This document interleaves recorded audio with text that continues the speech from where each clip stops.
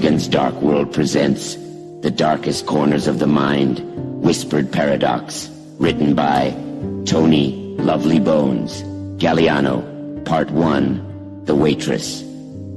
It was a late night in Louisiana, and the diner was nearly empty. A young waitress named Jenna wiped down the counter as she waited for her shift to end. She had just finished dealing with a particularly difficult customer, and she was ready to go home and forget about the day. But fate had other plans for Jenna. As she was about to leave, a man entered the diner. He was tall and handsome, with piercing blue eyes that seemed to look straight into her soul. Jenna felt a shiver run down her spine as she greeted him. "Can I get you something to drink?" she asked, trying to keep her voice steady. The man smiled at her, revealing perfectly straight teeth. "Just a cup of coffee, please," he said, his voice smooth as silk. Jenna poured him a cup of coffee and placed it in front of him. He took a sip and looked up at her. "You have a beautiful smile," he said, his eyes never leaving hers. Jenna felt her cheeks flush. She had never been one for flattery, but there was something about this man that made her feel vulnerable. They started talking, and Jenna quickly found herself drawn into the conversation. He was charming and charismatic, and she felt like she could tell him anything. As the night wore on, she found herself laughing and smiling more than she had in years. But then, things took a dark turn. The man began to ask her personal questions, probing into her past and her fears. Jenna tried to deflect his questions, but he was persistent. She felt like he was digging deep into her soul, pulling out all of her darkest secrets. As the night wore on, Jenna found herself feeling more and more uncomfortable. She tried to leave, but the man wouldn't let her go. He grabbed her arm and pulled her close. "What if I told you that everything you ever thought you knew was a lie?" he said, his voice low and menacing.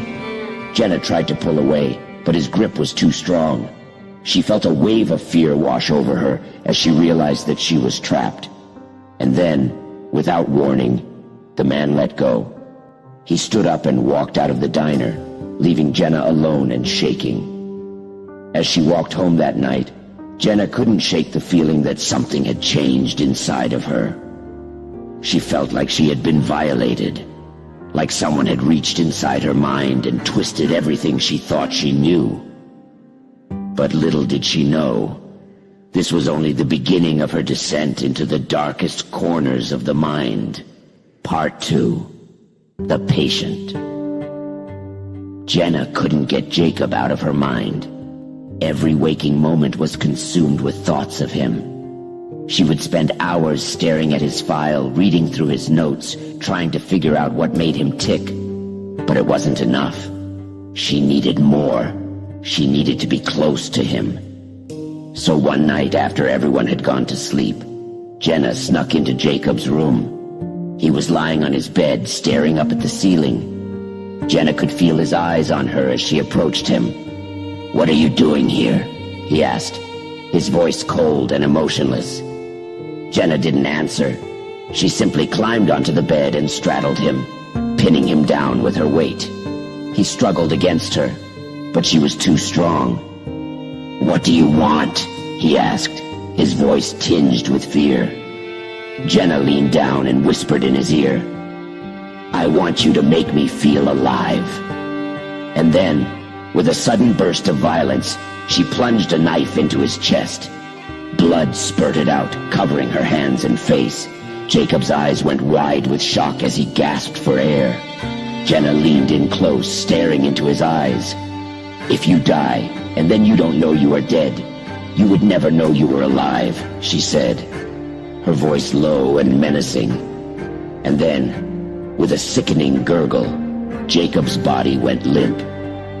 Jenna climbed off him and stood up, feeling a sense of satisfaction wash over her. But as she looked down at Jacob's lifeless body, she couldn't shake the feeling that something was wrong. Was any of this real? If she died, would any of it matter?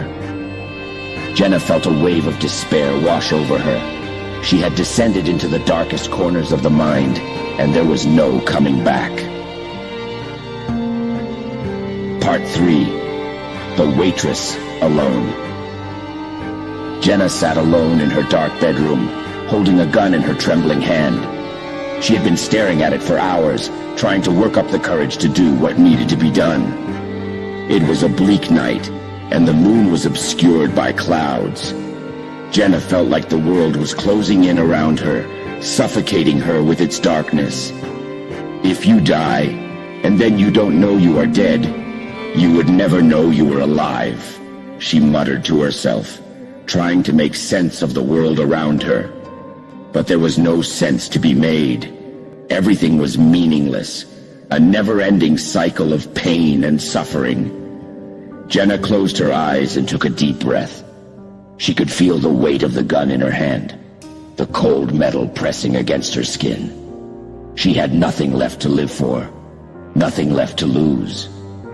She thought about all the people she had loved, all the dreams she had once had. They all seemed so far away now, like they had happened to someone else. And then, with a sudden burst of determination, she lifted the gun to her head and pulled the trigger, imagining herself dead. Her conscience quickly snapping back out of her delusional state, telling herself again, if you die and then you don't know you are dead, you would never know you were alive. The voice in her head echoed, taunting her with its paradoxical logic. And then, with a sudden jolt, Jenna realized the truth. Nothing exists. The world is a dark, empty void, and everything she had ever known was just an illusion. She could feel her consciousness slipping away, fading into nothingness. Was any of it real? If she died, would any of it matter? With a final burst of energy, Jenna took one last look at the gun in her hand. The clink of the safety echoed throughout the room. Holding her finger on the trigger, thinking to herself the only way out is through the barrel of a gun, time slowing down as she feels her finger pulling the trigger. There was a deafening roar, a flash of light, and then nothing. Shh, nothing exists. The end. In Kregon's Dark World, the end is never truly the end. It's a never-ending cycle of darkness and depravity, where the only escape is to embrace the madness and revel in the horror. So, was there ever anything to end in the first place? Who knows? All we can do is embrace the darkness and let it consume us, for it's a hell of a dark world. Guess what, you sickos? It's Kregon here, and I just read Toni Lovely Bones Galliano's latest masterpiece, The Darkest Corners of the Mind. And let me tell you, it's one hell of a mindfuck. This story had everything. Blood, gore, suicide, and a whole lot of twisted psychological mind games. It's the kind of shit that keeps me up at night, and I love it.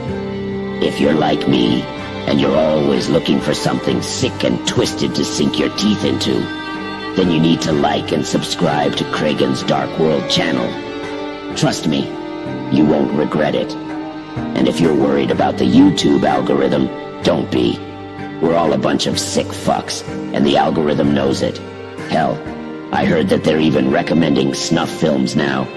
Talk about dark humor, am I right? So, what are you waiting for? Get your fix of twisted horror and subscribe to Kregon's Dark World today. And who knows, maybe the next story will be about you.